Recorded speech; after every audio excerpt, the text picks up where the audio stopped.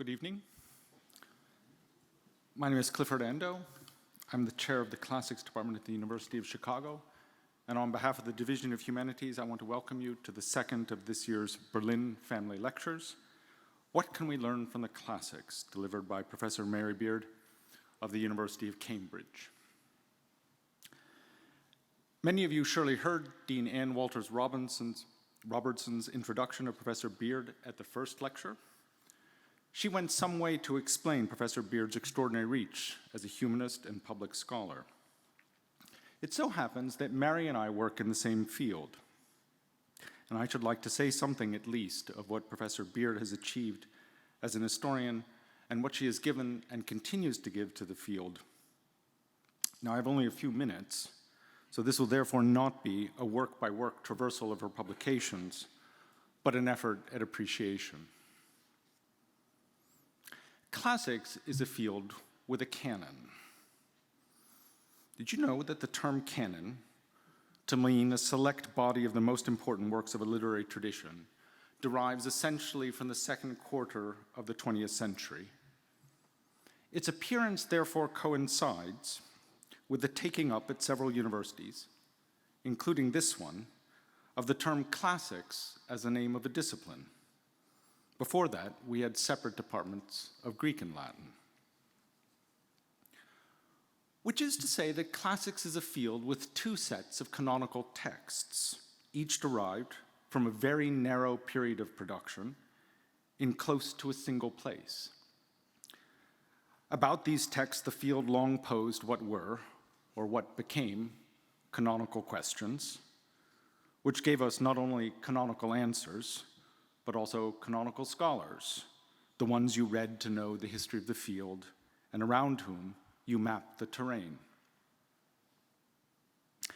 Now, we should be clear, something like 130 million words of Latin and Greek literature survive from the classical period. And then there's the extraordinary content of ephemeral text and documentary materials, and the artwork, and the pots, and the sculptures, and the coins, the farms and the kilns, and the sewers, and the aqueducts, and so forth. And while the term classics is not that old, people have been studying Greek and Roman stuff for a very long time, with the result that this data has been collected and sorted and cataloged in a most remarkable way. We are the very model of a model area study. I'm not going to reflect on what it has meant at any given moment that the parameters of the discipline have been so often reaffirmed around a set of aesthetic criteria that were more or less established already in antiquity within a heartbeat of the production of the works in question. What I want to emphasize instead are the complex affordances of the systematic way in which classicists know their stuff, even if they make poor use of it, a point to which I'll return. It's a highly empirical field. To range as widely as Mary Beard does, from books on the Pantheon and the Colosseum, to religions of Rome, to surveys of classical art, from a book on a ritual, namely the Triumph, that was really a study of method, to a book on the city of Pompeii and the ways that we know it. Well, you get my point. This kind of mastery in classics is exceptionally hard won.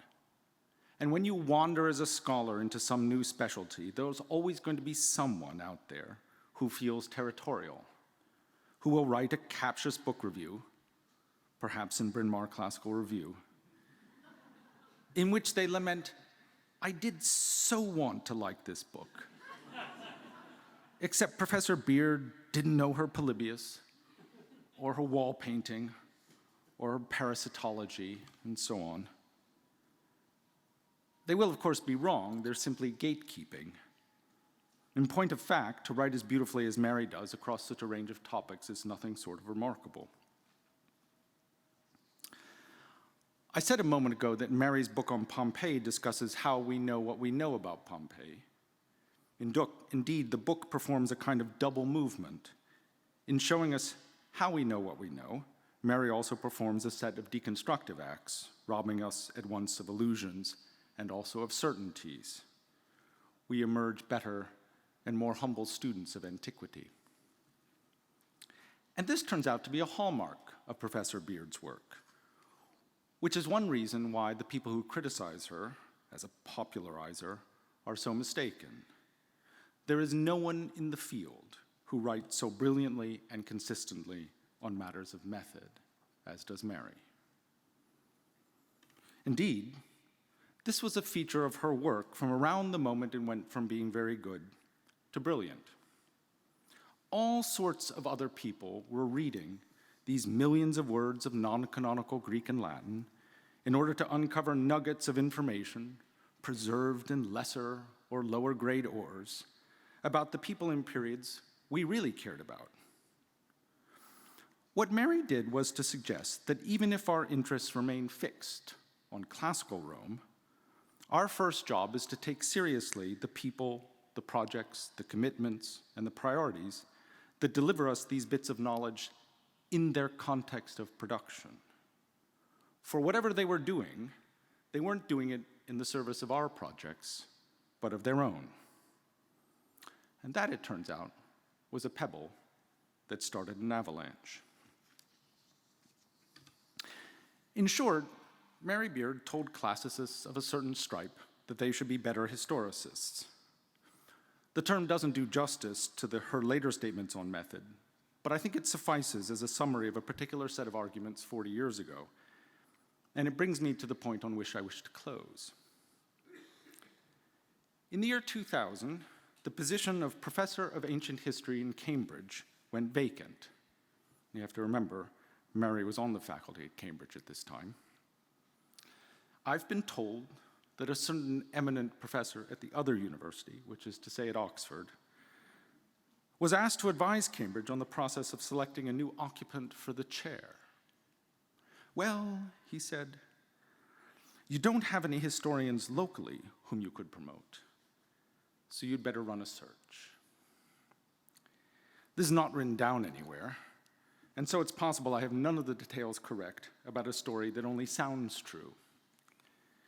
But it does ring true, all the more so for being said of a very great historian and a very decent man, not least on questions of gender and scholarship. But the complete horror of the sentence is, I'm afraid, entirely plausible. To come back to where I started, I am an historian. And when I said that Mary and I are in the same field, I mean Mary is an historian. What does it mean to the field that one of its best, and certainly its most famous practitioner, is a woman? Indeed, this woman. Now, I'm not going to say a word at this juncture about Mary and Twitter. I will say that some years ago, Mary and I overlapped for a few days at the American Academy of Rome, which has a lovely coffee shop that the Romans call a bar, because it toggles from caffeine to alcohol when the light starts to slant, an economy regarding real estate that the rest of the world would do well to emulate. One morning, Mary came to the bar and placed herself in the corner, and one by one, something like every young woman in Rome who cared about classics came and told Mary about herself and her work. And I bet you each one of them went away more confident that she too belonged, and with work and craft might make it. I didn't make an appointment that day, but I was schooled too. And now, to deliver the second of her Berlin lectures, The Shock of the Old, I give you Mary Beard.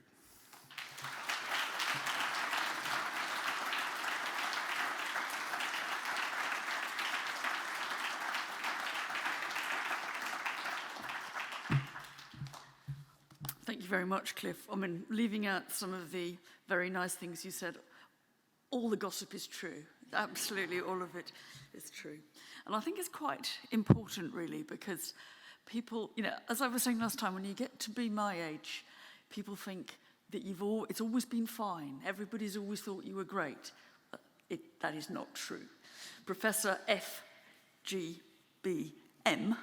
that was giving you a clue, was a great friend of mine, but he never thought I was a historian.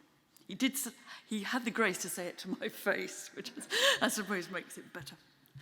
Anyway, I called this lecture "The Shock of the Old" as a kind of backhanded tribute to the art critic Robert Hughes, whose TV series and book, The Shock of the New, over 40 years ago now, celebrated the power of modern art and its capacity to make you think difficult things. Hughes was not a great fan of the supposedly stale traditions of classicism. And I don't actually think he ever really recognised the capacity of classical art and culture to be equally revolutionary, and in fact, to shake up the very notion of what the traditional is. The classicising architecture in our cities, for example, is easy enough just to dismiss as the treasured possession of fascists, dictators, and the far right, or at least as the badge of a kind of time-expired ideology. Now, in some cases, it has been exactly that, right? And in the UK, as you can sort of see here, classical architecture used to be dubbed, before he was promoted, this is, as the kind of Prince Charles phenomenon. Right? And this collage is trying to capture that. But it's easy to forget that the very same architectural idiom has, over the last few hundred years, supported radical culture too. It supported revolutionary politics and daring civic secularism. That is true whether we're thinking about the fantastic architecture of someone like Etienne Louis Boullé, who saw extreme classical form as by far the best way of capturing revolutionary politics against an oppressive old order, or whether we're now thinking of the sort of taken for granted classicism of so many museum buildings throughout the world. I haven't named these, but you'll be able to spot some of your favourites.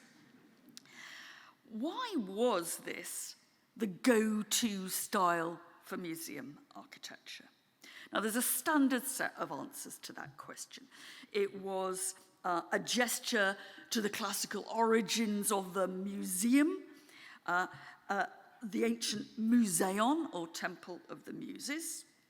Plus, it reflected the museum's connection to cultural power and political authority that was embodied in the classical, and ultimately its connection to empire and Western white world order. But let's not forget also that the modern museum originated in part as a radical assertion of a new, secular, civic world, which found its inspiration in the classical past, in part. The classical style signalled the museum not as a hidebound traditionalist, but as an innovative institution in early modernity, an institution of and for the citizen. Now, it certainly didn't always live up to that ideal, as some of the things I was discussing last time uncomfortably demonstrated. And there's always been the question of, so who then counts as a citizen? But we simply get it wrong if we see only conservative authority written into this kind of classicism. But that shock of the old goes right back to the ancient world itself in ways that have also proven easy to forget. Virgil's Aeneid was not written as a venerable classic. People would have been falling off their chairs in 19 BCE when they first heard Virgil read it.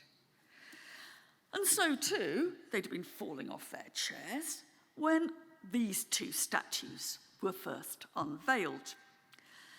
They're a pair straight out of the playlist of classical greatest hits.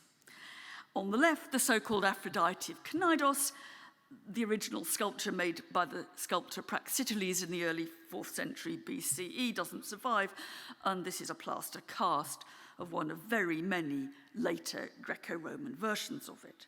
What you see is the goddess of love. She's naked, she's just about to have, or she's just finished having a bath with her water jug and her towel at her side, which are also fulfilling the vital function of helping the statue stand up, which it otherwise wouldn't. On the right, from the early 1st century CE, the first Roman emperor, Augustus. The statue found at his wife's villa just outside Rome. He's wearing elaborate armor, decorated with emblems of some of his signature achievements, and helping him stand up is a little Cupid, who's also reminding us that his family traced their ancestry back to Venus or Aphrodite, the goddess of love, Cupid's mum. In 2023, these are extremely unremarkable images indeed. The kind of thing that in museums and galleries, people just tend to walk past. And as we've just seen, for Charles here was a mock-up of Augustus. They're cliches that are ripe for parody. I particularly like the Cupid trump here, but I chose it for Charles. And they blend into hundreds of lookalikes that for many people become the baggage of the classical, whether it's lineups of similar naked women, semi-naked women, or the rows of powerful men, emperors, dictators, and modern dynasts who ape the Roman emperor style. Some of these that you're seeing on the screen are ancient, some are modern. At the first glance, you can't tell which is which. Now, to go back to the point I just made about classicism, I'm not so certain that all these later versions are quite as inertly conservative as we assume. But one thing is certain. The original pair that I showed you were not born orthodox. They were new, they were difficult, they were dangerous and very shocking. The Aphrodite, in fact, was heralded in the ancient world as the first full-sized female nude ever made in Greece, supposedly never seen before. The first client who was offered her by Praxiteles is supposed to have taken one look and said, no, thank you very much, which is why she ended up in the town of Knidos on the coast of modern Turkey, which gives her a name. Eventually, becoming a huge tourist attraction, but always remaining on that dangerous edge. One particularly troubling ancient tale features a young man who, I'm going to put this euphemistically, fell in love with the statue. And wait for it, he got locked up with it, her, at night, made love to it, her, and the next morning rushed off and threw himself off a cliff, though leaving a telltale mark of what he had done, don't ask for the details, on the statue's thigh. But that, of course, prompts a whole range of further questions for us. Through what lens do we read this statue? Ours or theirs? Can we be stereoscopic with both an ancient eye and a modern eye? Does it matter that it represents a goddess, not a human? Is it actually a rather reticent, modest image? Or is it a real coy tease? Is she covering herself up? Or is she pointing at what the viewer most desperately wants to see, right? And how does that relate to debates about the female body as the object of male gaze in art since the Renaissance? Is this where all that starts?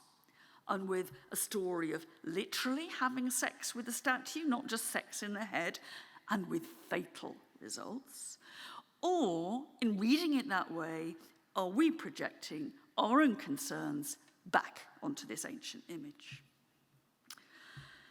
For the other, one question is, how or can we ever get past our own familiarity with, and I think for many of us our slight disdain for, the long history of images like this?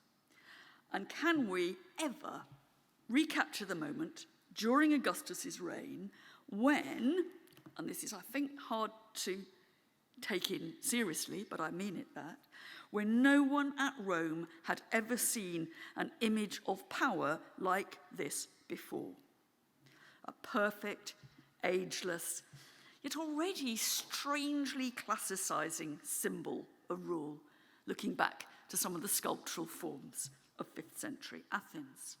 How do we understand the success of this formula and what drove it when it is now so taken for granted that it's impossible for us, I think, to see it as anything which is special or new? And what does an image like this actually mean? For in this case, thanks to microscopic traces of surviving paint, we can actually get a glimpse of its original colour. This is how it might once have been, and it's not so very different from the collage parody that I showed you of Charles. You don't have to like it, but you have to face up to it, all right? What difference does this make to the way we see this statue, or to the way we see ancient sculpture in general, much of which was also painted? And what does it say about the image of whiteness that in the modern world, at least since Michelangelo, has become so firmly associated with marble sculpture? Now, I raise these issues up front because they're some of the threads that run below the surface of all these 3 lectures: issues of interpretation combined with issues of politics.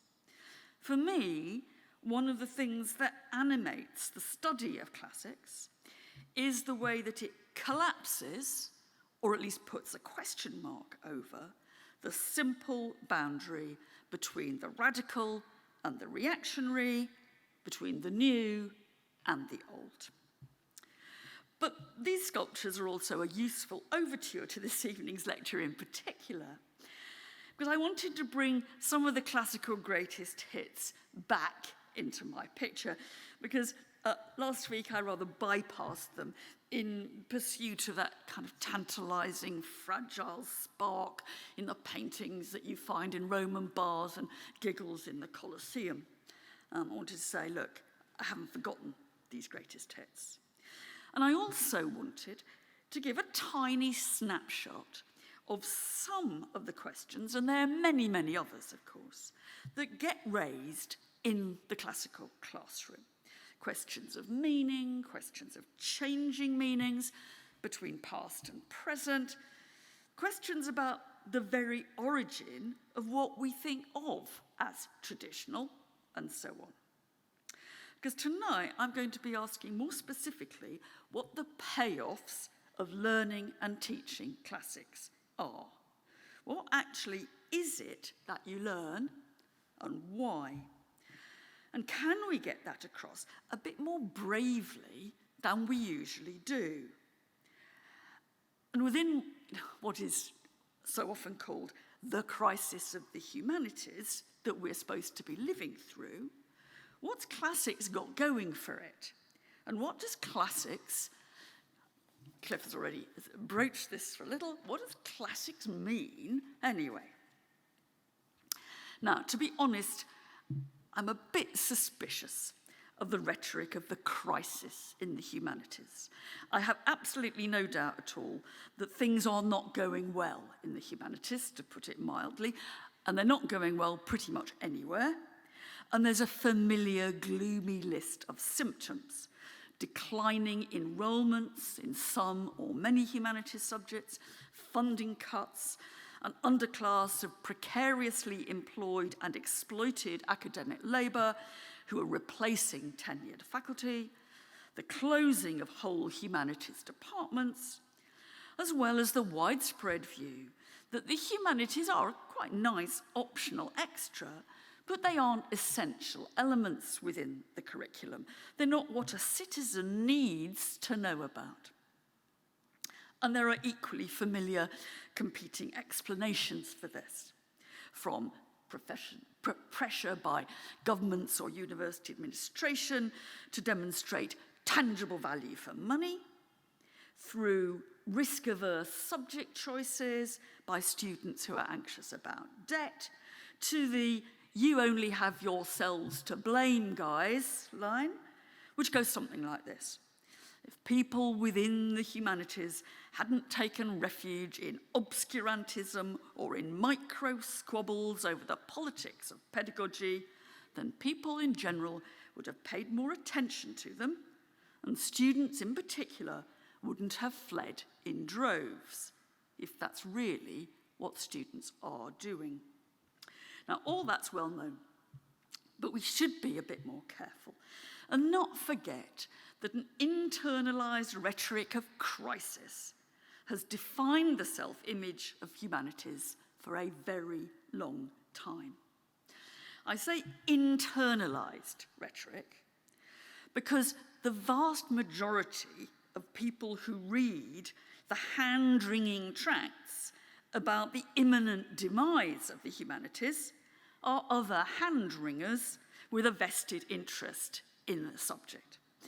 I mean, I don't think we imagine that the average punter in Barnes and Noble picks up a book called The Death of the Humanities and thinks that would be nice bedside reading. It's people like us that do that, right?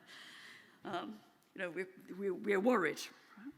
And broadly, I guess, I'm on the side of Reiter and Wellman in the book you see here on the left, who argue that this barbarians at the gate kind of despair has been embedded in the humanities as long as they've existed as a specific set of disciplines, at least back to 19th century Germany.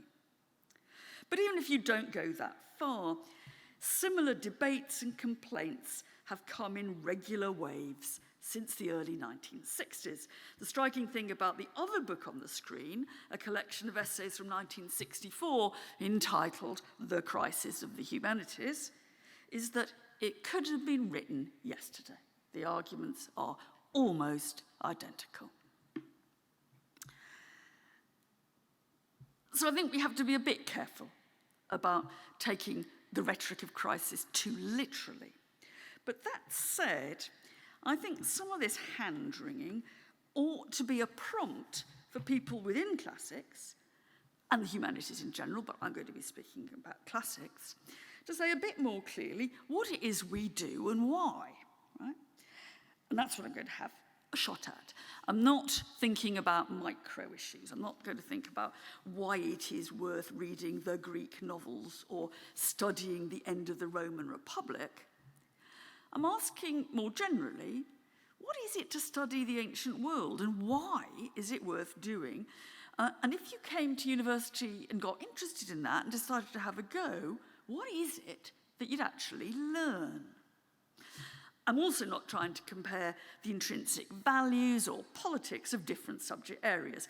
Is classics more or less challenging than history? Should European studies make way for African studies? Is it better to read Toni Morrison or Homer? I think that way kind of Florida lies, and actually it doesn't have to be either or, right? I'm taking classics on its own and on its own terms, and I'm pretty sure that quite a lot of what I say is relevant to the humanities more widely. Okay, so why are we doing this? Why would you do it? If you try putting those questions to the web, I realised I should have done it to a chatbot, but I did it to the web, you get a pretty gloomy answer. I did a quick trawl of websites of classics departments on both sides of the Atlantic, most of which include a section called something like Why Study Classics. Now, I'm not going to name and shame here, and I did find a few okay ones, and I purposely avoided looking at that of the University of Chicago. I'm sure it was one of the better, right? I thought, better not to know, eh? Right? For the most part, though, the ones I went through, ranged from what you might politely call from the dull to the dreadful, honestly. There was a list of hostages of fortune, outright falsehoods, and trivial half-truths. Majoring in classics would really help you at med school, said one, as you would already be familiar with some of the Greek terminology. Literally, this is true. This was on somebody's website, and not a crap university either. As if classics was a degree in vocabulary, you know? And it struck me as not so different as a once common argument in the UK, less common now, that studying Latin in high school would make it easier to learn French, which might be true, but it's even easier to learn French by learning French, There was also an awful lot of the well springs of Western civilization knocking around these websites too, and timeless truths was another phrase that came up. Even in departments where I knew that most of the faculty abhorred the old narrative of Western civ, their websites were still trailing the Greek miracle along with the origin of almost anything, We owe the origin of democracy, theatre, the alphabet, arches, etc., all to the ancient world. Now, it's not just that some of this is plain wrong. I think there's almost no definition on which the Greeks invented the alphabet. But it buys into that insidious idea that culture is some kind of race, and that the prizes in culture go to those who get there first. Well, that is simply not true. It doesn't matter whether or not Minoan culture is older than Stonehenge in Britain.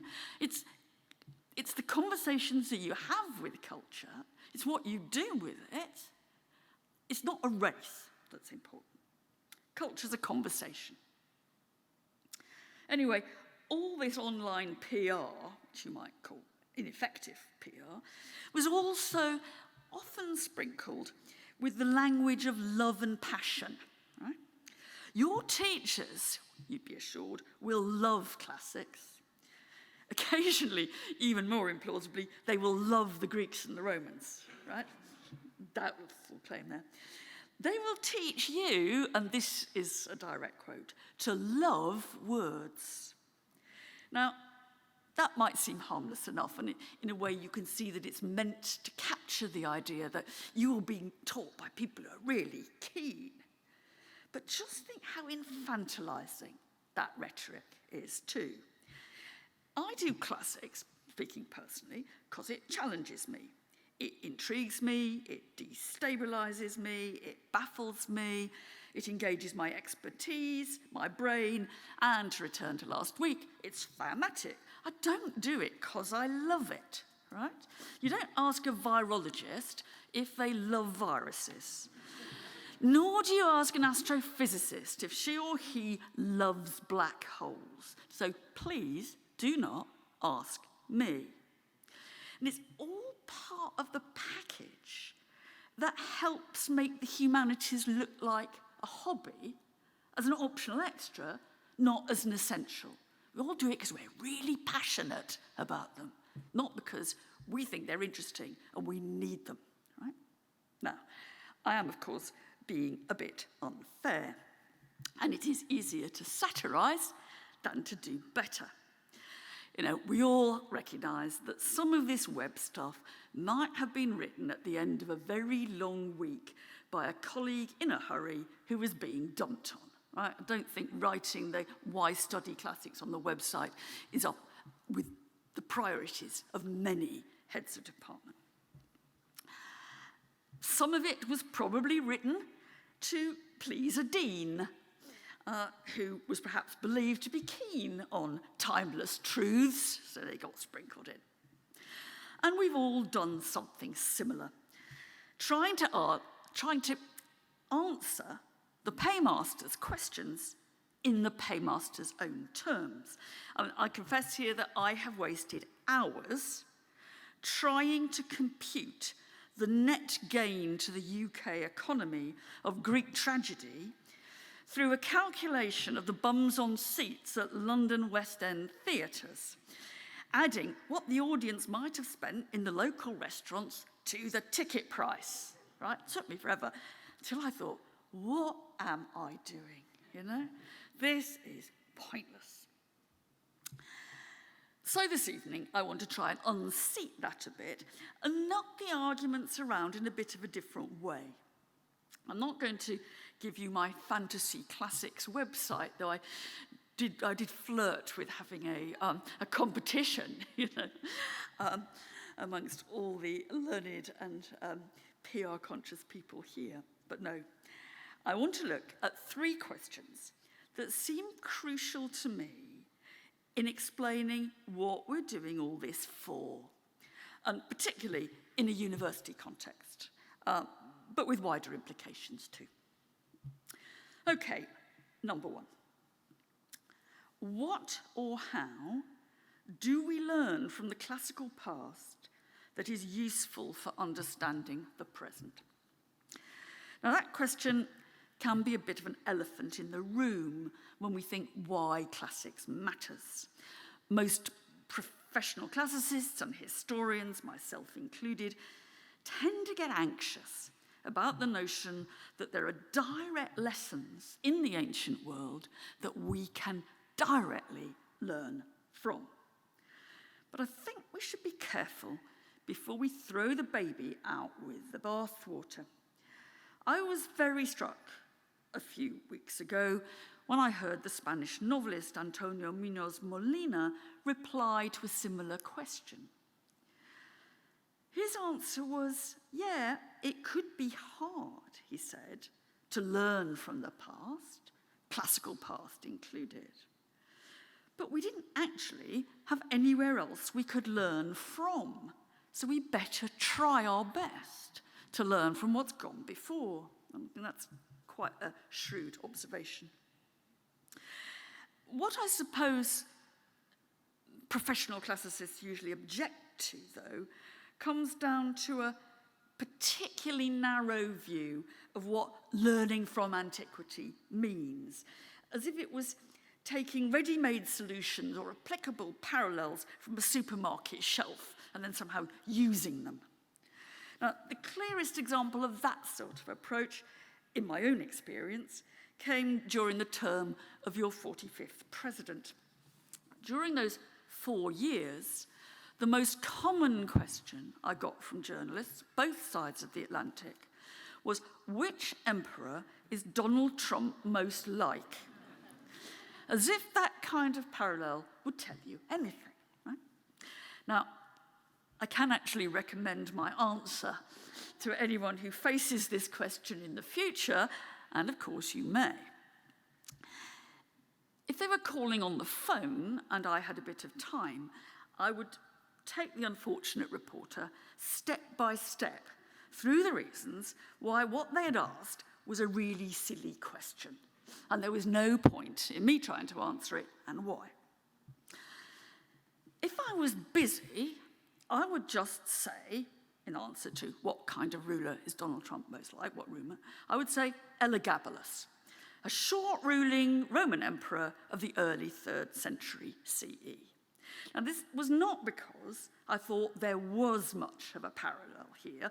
Even Trump doesn't begin to approach the levels of unreliably reported luxury for Elagabalus, like never wearing the same pair of shoes twice, that kind of thing.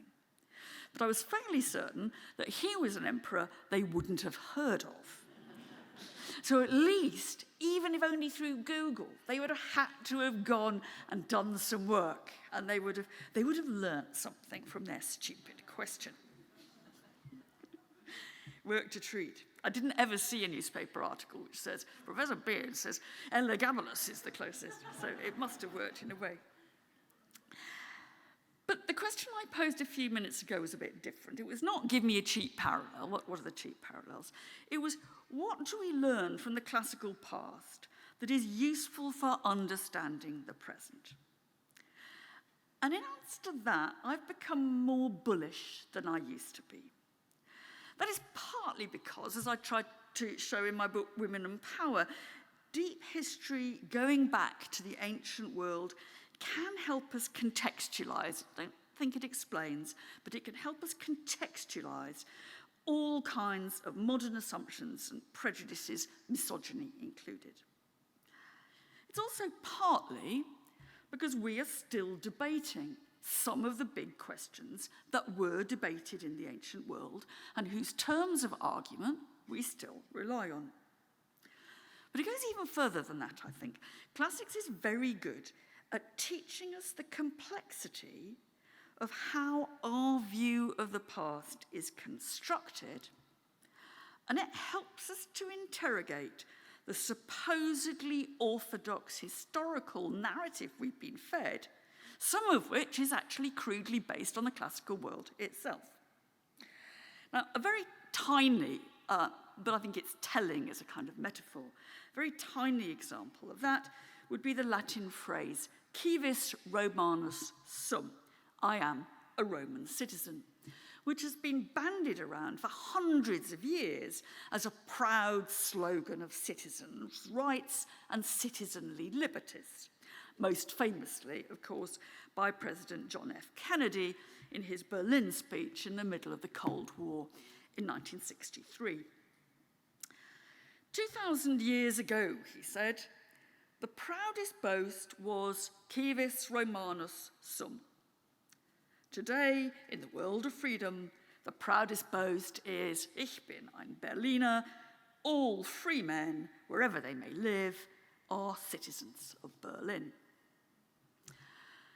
Now, I may be misjudging them, but I suspect that neither Kennedy nor his speechwriters knew that the single most famous occasion on which that phrase, civis Romanus sum, was used in the Roman world was one in which citizenly liberties were being outrageously flouted. For those were the words repeatedly and fruitlessly shouted out by a Roman citizen dying on a cross, stripped of his civic rights, and illegally crucified by a rogue Roman governor. You can't do this to me, I'm a Roman citizen, was his desperate plea. Oh yes, we can, was the implied answer, and no one lifted a finger. The fact is that civic liberties are often most loudly claimed when they are most gruesomely being undermined. And that is the rightly complicated lesson that the classical story helps to get your head around. To put it another way, the study of classics here helps not to celebrate the glorious origins of democracy in some spurious mythical Athenian past. It serves to critique our own deceptive certainties about the rights of a citizen, to expose the fault lines in those taken for granted and over-quoted truths. And I think that's what Munoz Molina meant when he said, the past was all we've got, so we better work out how to use it. My second question is, how do we relate ourselves and our identities to the ancients? My answer here is that one of the prime strengths and attractions of classics is that it is not a subject in which anyone at all will find themselves or see themselves reflected. Now, I say that with some trepidation because it flies in the face of a powerfully expressed modern view that people, and here we mean particularly students, people should be able to see themselves in the subject they are studying. And in classics, this has a current political edge. For it's commonly argued that one problem of the ancient classical world is that it looks, or rather I think it has been made to look, so European, so white European, that it can seem to be the property of scholars and students of a European background.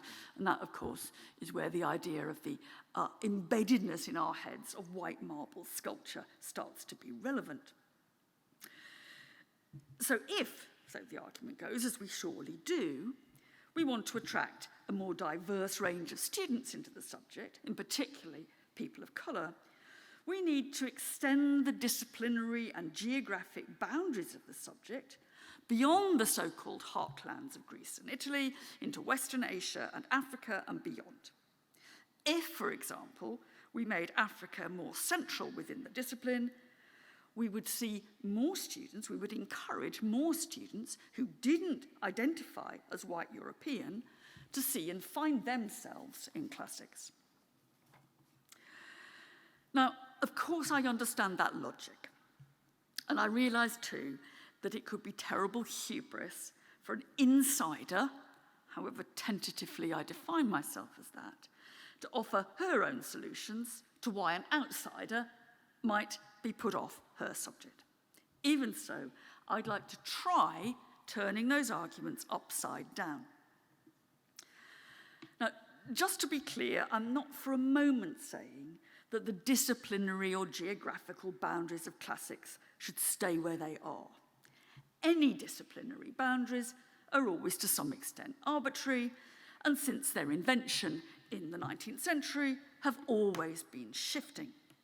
There's no right answer to where a disciplinary boundary should lie, but there are a series of pluses and minuses, gains and losses as you move them around. It makes a difference to the character of any subject what material you decide to group together under its rubric. What books you see side by side in the library. As I say that, I can see that's a rather pre-digital comment to make. Perhaps it makes more of a difference who you have coffee with, in which common room, and who the disciplinary divisions separate you from and link you up with. If you learn, say, Greek with Sanskrit, as was often the case in 19th century Europe, and here, I think, you gain some things, but you lose others. Personally, I'm pleased, and it's added to my understanding, that the Persian Empire, say, takes a much bigger part in classical history than the cardboard cutout enemies of the classical world that the Persians were made to seem when I was an undergraduate. They only ever came up when there was a Persian war. We didn't know anything about the Persians, except, we sort of hoped they lost.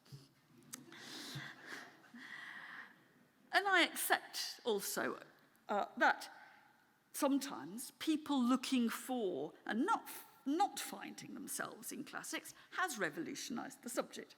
It was largely, for example, because a group of women academics in the 60s and 70s said, where are we in Greece and Rome, that we now have feminist classics. And we could think of many other examples like that.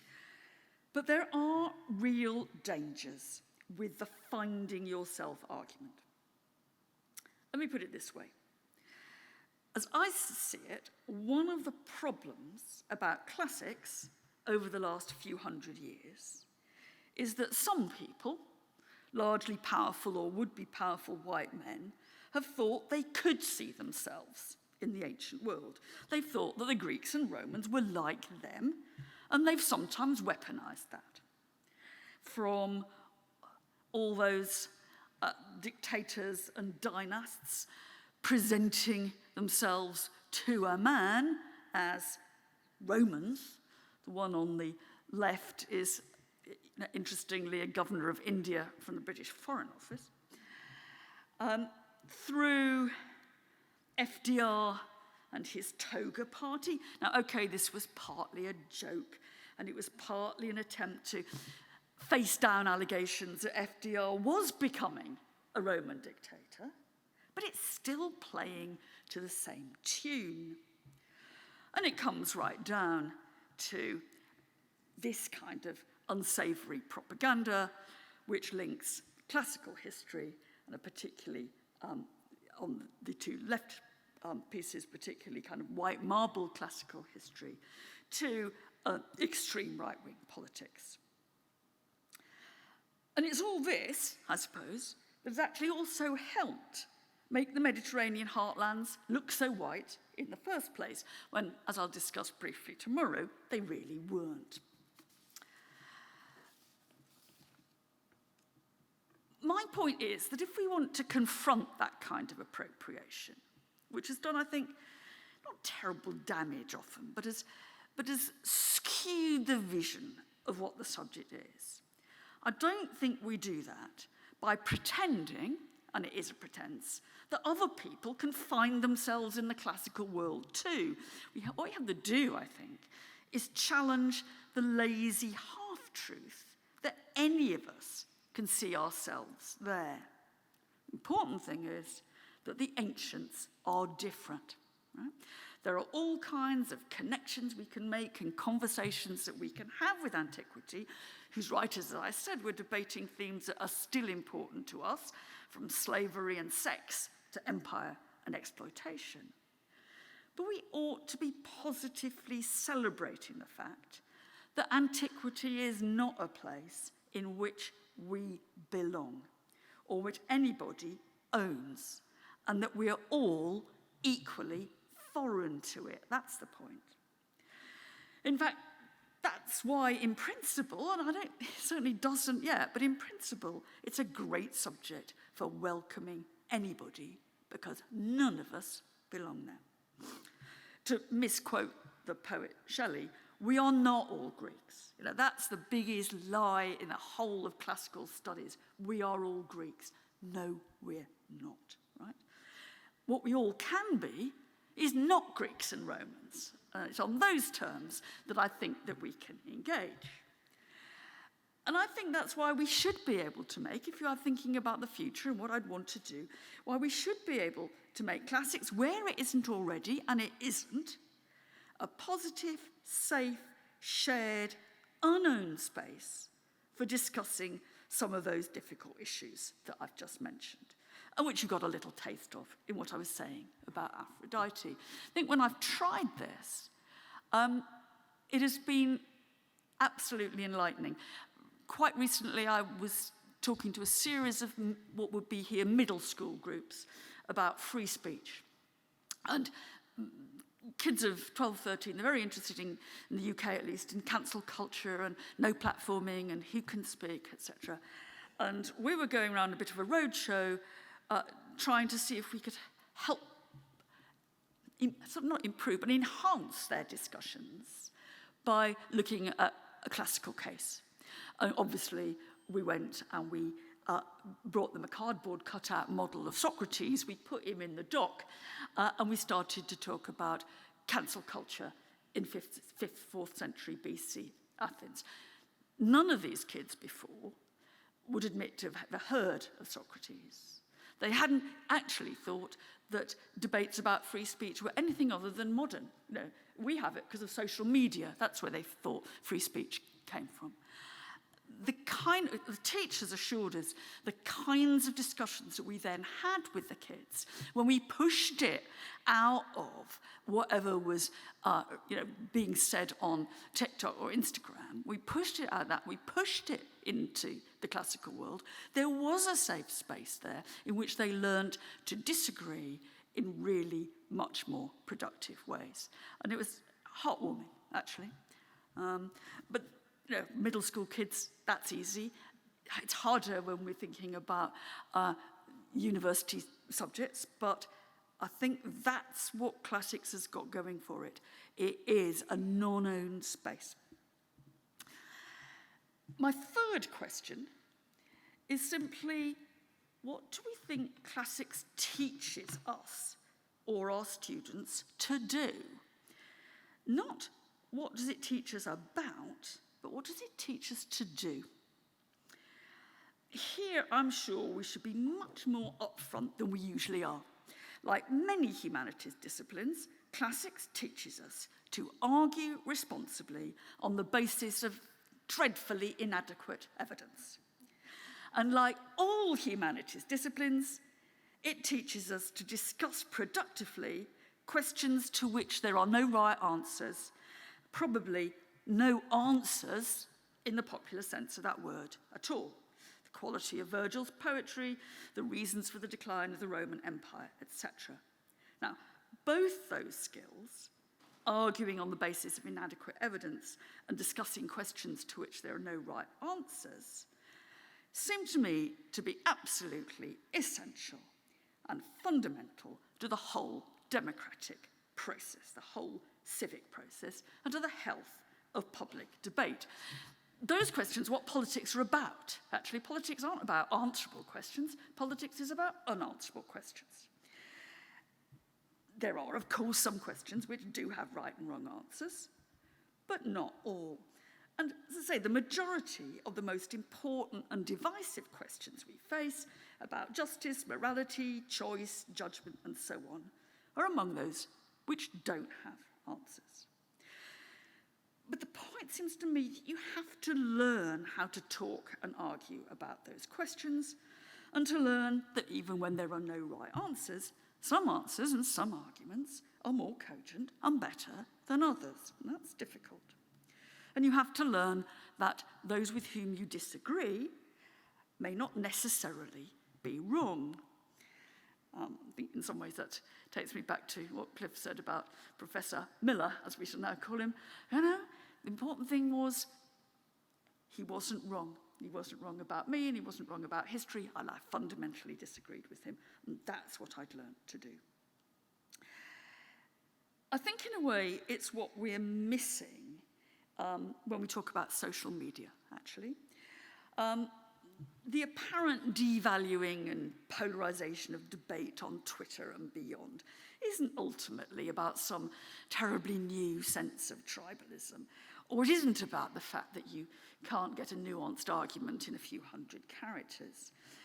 I think the problem about social media debate and polarization is more the false assumption that debate's a zero-sum game and there's always a right answer to be found somewhere. And so at the risk of sounding a bit preachy, I think we should be shouting louder that the humanities, and I'd put classics at the vanguard of that, are an essential foundation of the democratic process and as essential to the civic good as science is, which usually, though not always, deals with questions that do have answers. In a way, I suppose I'm picking up the point I made earlier about not loving the subject. We have to get across the idea that classics isn't a nice excuse for sitting around and indulging in interesting chit-chat about fragments of Sappho. We might do some of that, and the chit-chat might be interesting, but that is part and parcel of a much bigger project about conversation, disagreement, and argument that ultimately underpins civic debate.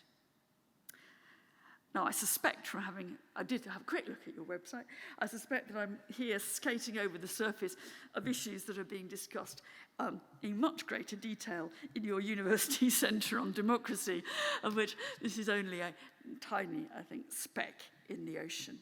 But, you know, I think we undersell ourselves. You know, we've got to say, the kind of things that we do, the way we learn to argue, is something that a civic society cannot do without, right? And we need to teach it. However, I do not want to end on a triumphalist, overconfident note in which kind of classics marches off, great new diverse classics, marches off into the sunset, helping us all to be better citizens, you know? I sure would like to see some of the kind of arguments that I've made today, you know, getting more of a foothold in websites, but they aren't the full story. We can't ignore the issues that I touched on last time with the boy who breathed on the glass in the British Museum, namely, basically, exclusion. And the fact that earlier this evening I resisted the idea of expanding the geographical territory of the subject to encourage diversity within it doesn't mean that I'm ignoring the problem of an undiverse classics. It was the solution I was challenging, not the existence of the problem. Now, institutionally and pedagogically, classics, and especially that branch of the classics which demands the study of Latin and Greek languages, seems like an educational sociologist's dream case or nightmare scenario, whichever you think. How two useless dead languages that nobody speaks have been deployed internationally in the West as a means of policing entry into the elite, sometimes absolutely mechanically so.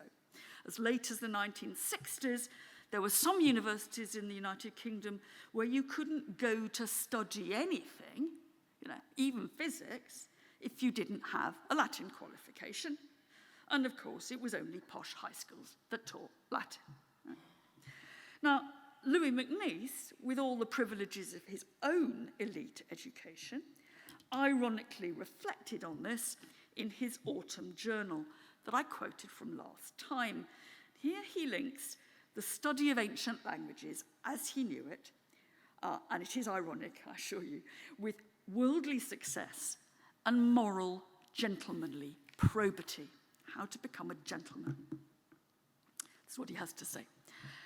I ought to be glad that I studied the classics, not everyone having had the privilege of learning a language that is incontrovertibly dead.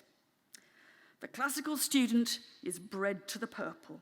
His training in syntax is also a training in thought and even in morals. If called to the bar or the barracks, he always will do what he ought. Now, I have to confess that when I first read this, I missed the point because I thought being called to the bar meant something along the lines of being invited to the pub in the English sense, rather than being admitted to a legal career. So it did baffle me for a while. But when I saw what the real point was, as usual, MacNeice hits the head. It's about classics as a gatekeeper for the elite, but not just for the elite not just in a career sense, but in terms of the morality, the spuriously claimed morality that underpins elite culture. Now, there is absolutely no way that one can feel comfortable about how classics has been used like that, and to some extent continues to be. It's not the only subject that's been used like that. In some ways, all education is a combination of an attempt to challenge the existing social and cultural order, and simultaneously an attempt to underpin it even further. Education is always on the battle line between changing and conserving. But classics, I think, has been an extreme example. I suppose I don't have a solution. I think all we can do is try to do better and, in a way, be more like my curator opening the case last time. But I think we can also, perhaps, expose the fragility and the fault lines in that model of exclusion. The classics has never been as good at gatekeeping, it's never been as good at policing the boundaries of the elite as we imagine, or as the excluders might have hoped. Right? Now, of course, classics as a gate has excluded many more than it has admitted.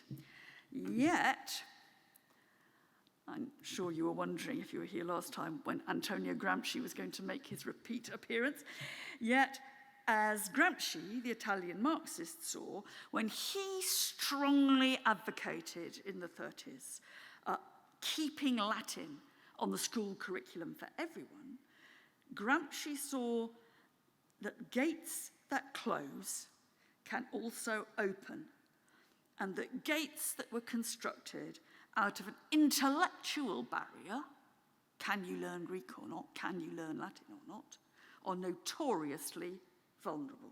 So Gramsci was all for social revolution through the learning of Latin.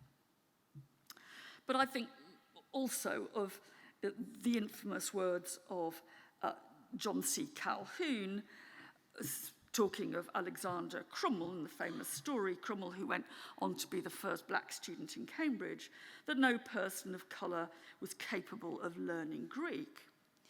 Those words, I think, now stand witness not only to the struggles of and the discrimination of Crummell, but also to Calhoun's utter wrongness. We now remember them because he was so wrong. And I think that's important to remember.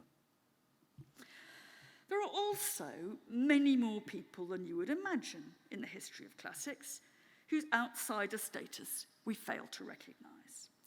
Now, to pull just one last person from the rogues gallery that I showed last time, meet again Richard Pawson, an extremely pedantic professor of Greek, from about as high in the traditional classical pantheon as you could get, in some of its most obfuscatory, technical, and incomprehensible forms. If anybody wants me to explain Pawson's law for you, a particular bit of God, I can't even explain what it is, let alone tell you what it is. A particular bit of the rules for how to construct Greek meter, I would have to say, look up Pawson's law on Wikipedia, and it will tell you, don't ask me, right? When you do look at it on Wikipedia, you'll soon get the point when I say it's pedantic. And you're looking at him on the screen, he looks for all the world as if he was, in McNeice's words, bred to the purple, right? Actually, he was the son of a weaver, the grandson of a cobbler. He was spotted and funded by a local schoolmaster and a local gentleman in his own village. And I suppose in a very minor way, I'm not anywhere in the glitz of Pawson, I don't feel that entirely different from that myself.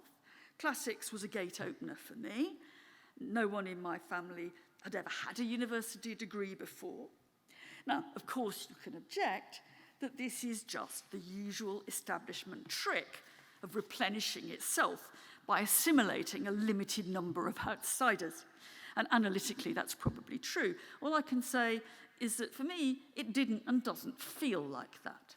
And I feel that gates have been opened for me, not that I've been kind of invited in, on terms. Now, in order to show how fragile and complicated all this is, I'm going to go back, as I promised, to the name classics itself. Now, to be honest, I've always rather liked the name classics for a subject because it was conveniently impenetrable, right? You'd get on a train, one of those in England, old compartment carriages, and you're obviously a student. The person opposite would say, you're a student. You'd say, yes, what are you studying? And you'd say, classics. And mostly a happy chat about Jane Austen and Charles Dickens would follow, whereas if you'd said, I'm studying Demosthenes, it would have been silence for the rest of the journey. And of course, I suppose in some ways that just reveals the many and constantly debated uses of the term classic, whether it's from classic cars to classic literature, classical music, and so on. But it is now commonly said that classics in the disciplinary sense has had that role of social policeman and cultural excluder not just added on in the modern era, but embedded in it from the very beginning, from the very first use of the word classic in the classical world itself. And that's one argument used by those who would like to change the disciplinary title of classics to something more like ancient Mediterranean studies. Now, I want to finish by challenging that view with a little bit of amusing pedantry. It's not pedantry up to the Pawson standard, but it's not bad, and I think it illustrates what I want to show. So bear with me, and I'm going to put the Latin words on let's have them now, right? The fact is that the Latin adjective classicus, from where obviously we get classic and classics, to apply to literature and culture, is found in antiquity only in the work of one not much read 2nd century CE polymath by the name of Aulus Gellius.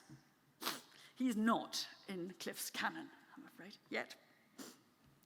But it's a crucially loaded use. Gellius is reporting in this long kind of rambling, ordered otherwise encyclopedia.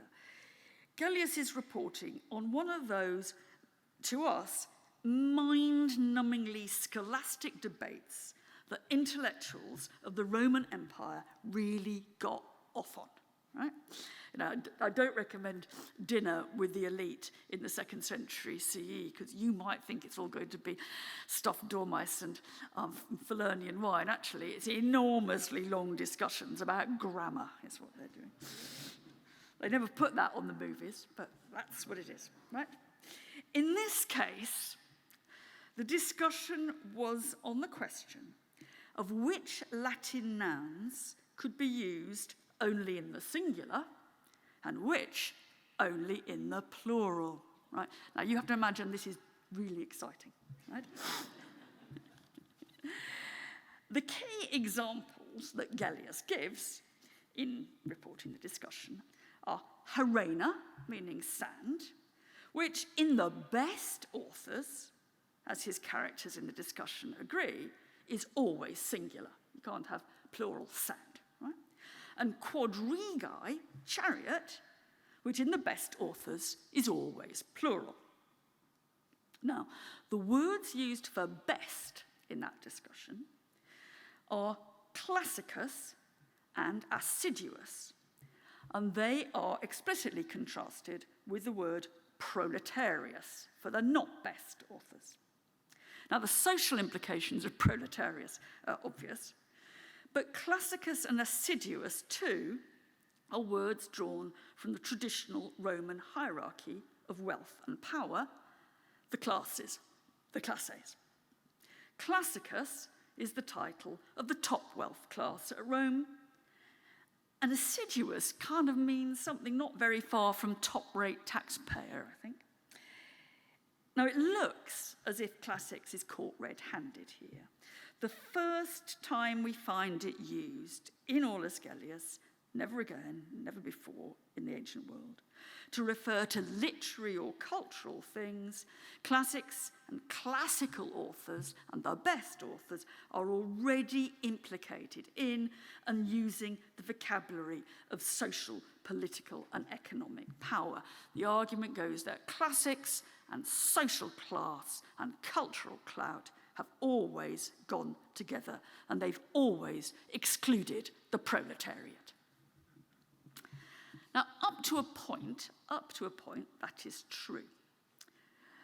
But only up to a point, because there is, I think, a sting in the tail. If you read to the end of the section where Gellius is discussing this gripping debate, I think quite a lot of people understandably stop before they get to the end. You discover that these classici, these best authors, those at the top of the social and political hierarchy of literature, don't all follow the rules, or they get it wrong. They occasionally, for example, use the supposedly singular harena in the plural. Red pencil there, right. Now, that complicates things. Yes, there is an obvious sense in which the word classicus is a symbol of the role of classics from the very beginning in being knitted in to the social hierarchy. But it is also, at the same time, a symbol of the fallibility of that hierarchy, of the ambivalence of the classic, and from the very beginning, of the inability of the supposed political, social, and cultural elite to police their own rules. What I'm saying here, I think, is that we need to home in on that fallibility of the link between classic and the social hierarchy, and we need to prize it apart. And that seems to me the most important thing we should be doing, and that is what Aulus Gellius, for all his appallingly, grippingly boring discussion, is legitimating what we do. I suppose, just to finish with another thought, it could have been that Aulus Gellius, despite the fact that he doesn't seem like this kind of guy, that Aulus Gellius was just enjoying one of those questions that don't actually have a right answer. So maybe he's behind us there too. Thank you very much.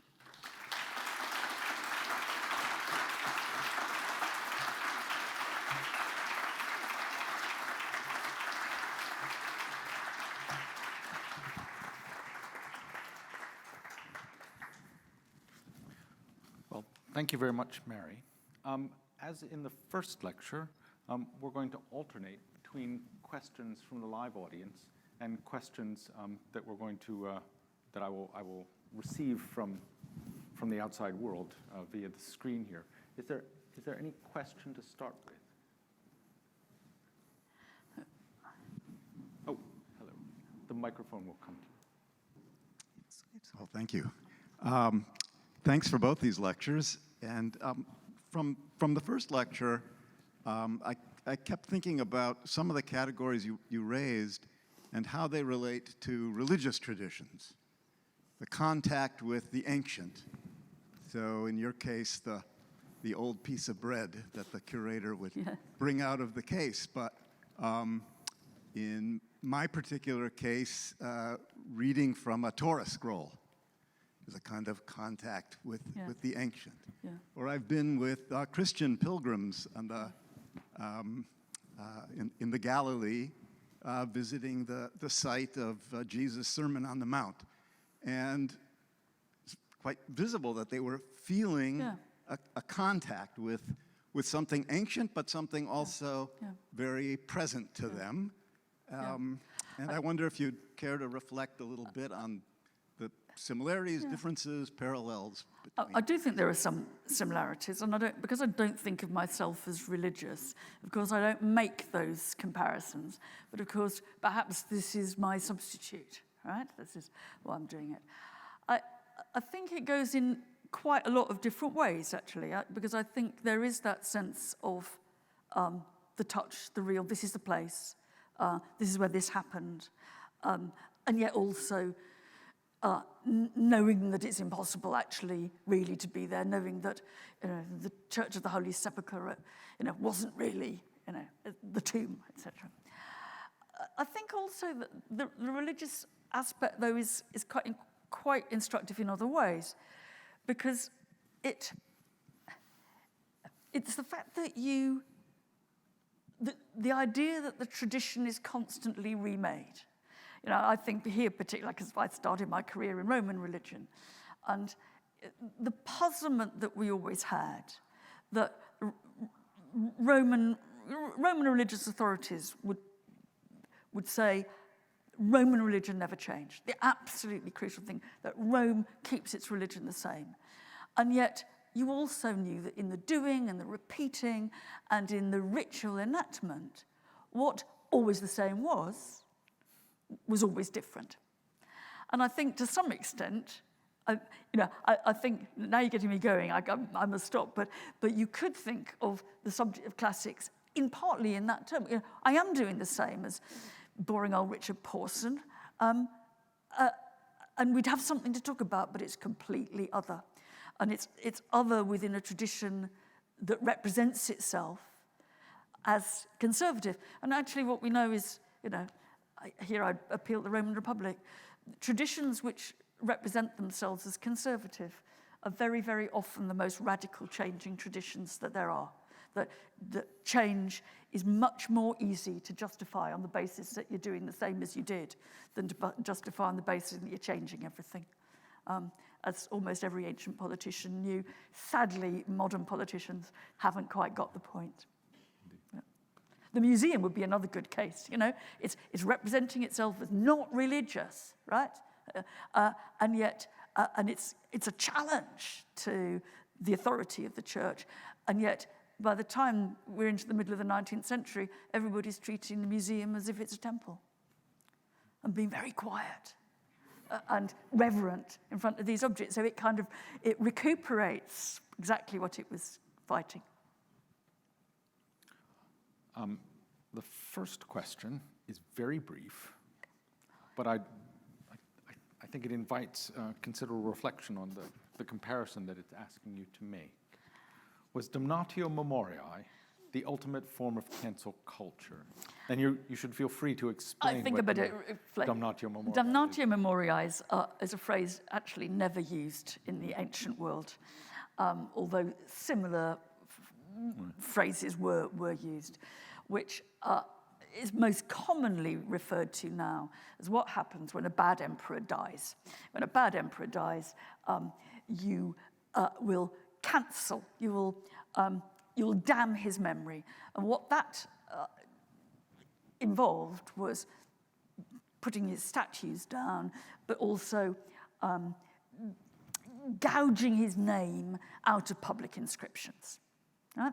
And when talking to these kids, with one group who was interested in Rome as well as Greece, we did start to think about damnatio memoriae and what other forms of similarity you might find in the ancient world. I think damnatio memoriae is quite an interesting one in terms of cancel culture, because it, of course, acts in precisely the opposite way that it sets out to do.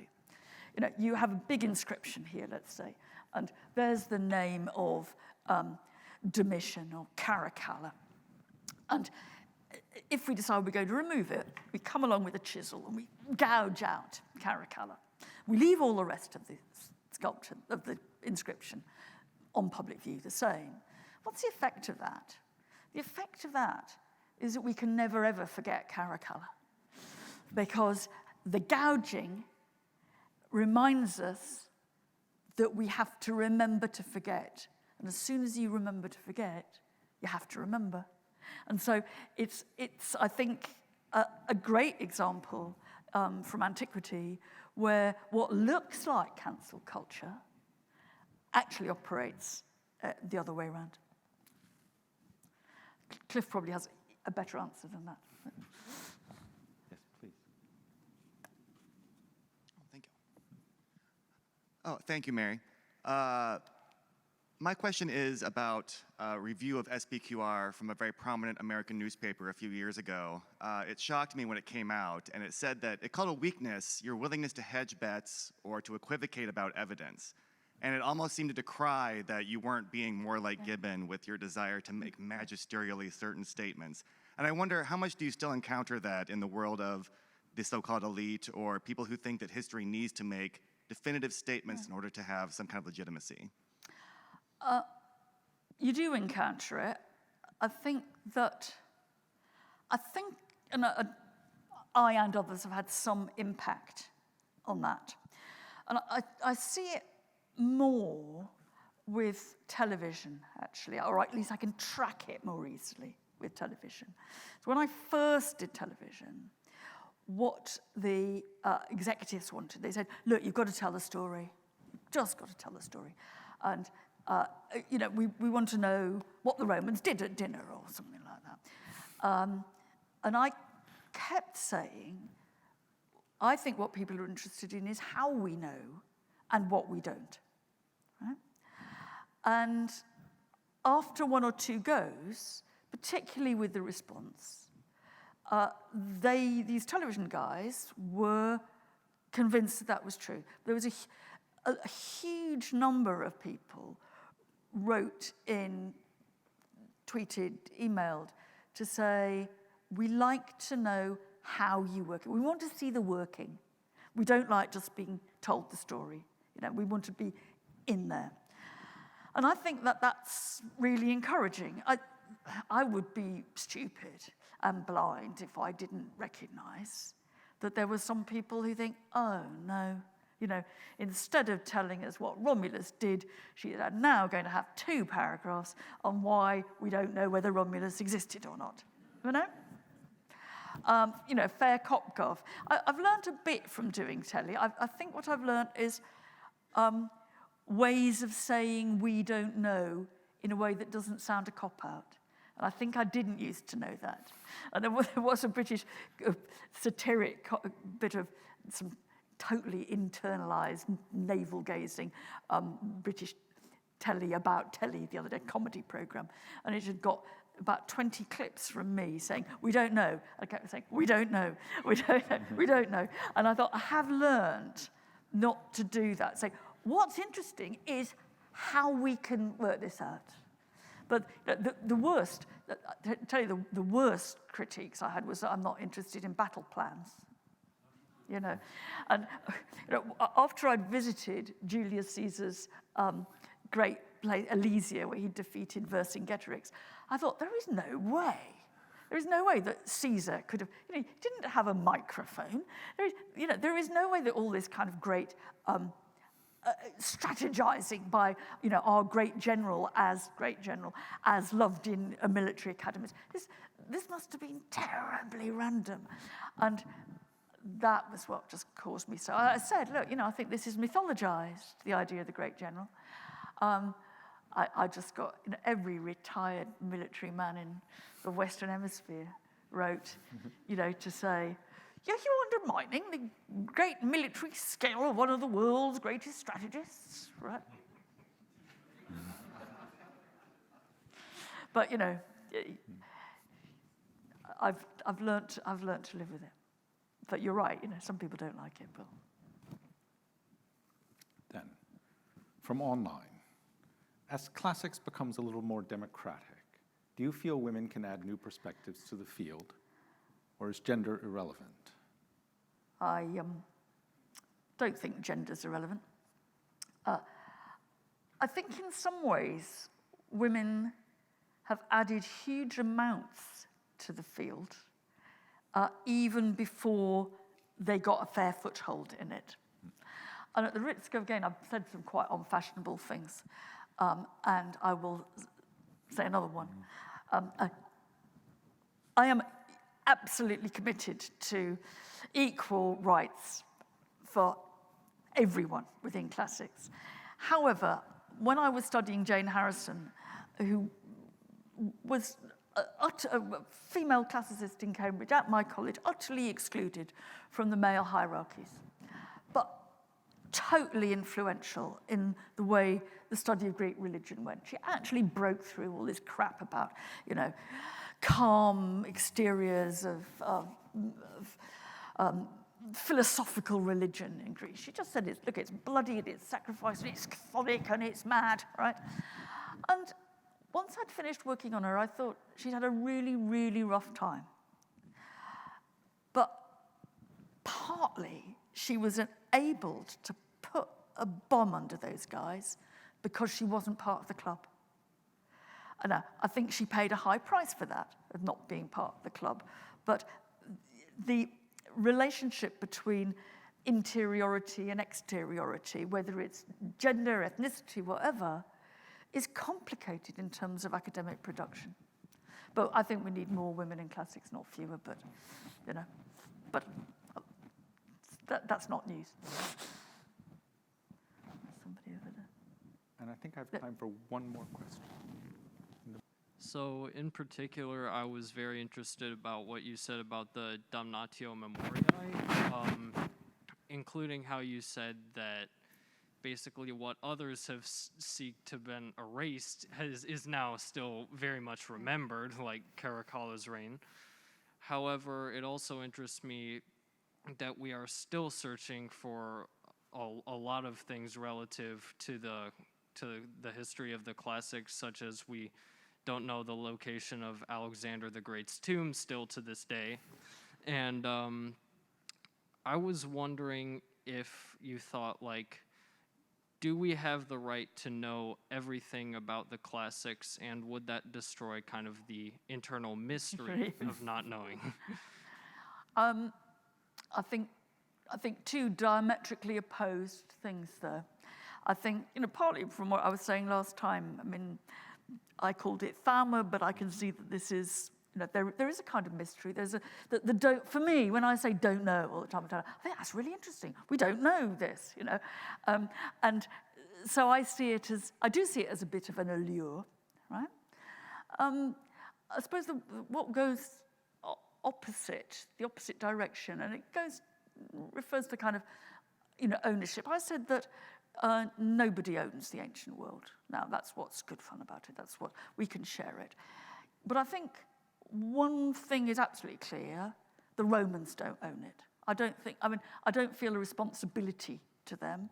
I think the past is mine, or ours, not mine individually.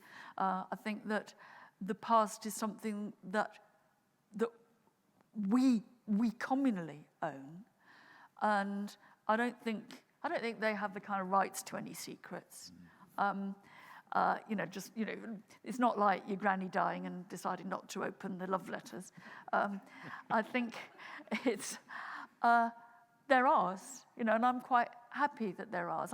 I'll try to think about how they might have told their story, but ultimately the story's mine. And when I talk about having a conversation with them, it's a funny conversation because I'm talking on both sides, I'm afraid, and so that makes it strangely solipsistic. All righty. Well, we're at the appointed hour. Thank you so much for listening so attentively and for asking such thoughtful questions tonight. Please join us tomorrow, April 26th, when Mary Beard discusses Fear and Loathing, which digs into how we judge the ancient world and how far the crimes of antiquity implicate the modern world. The bloody bits, it's going to be. And perhaps we could thank Mary one more time.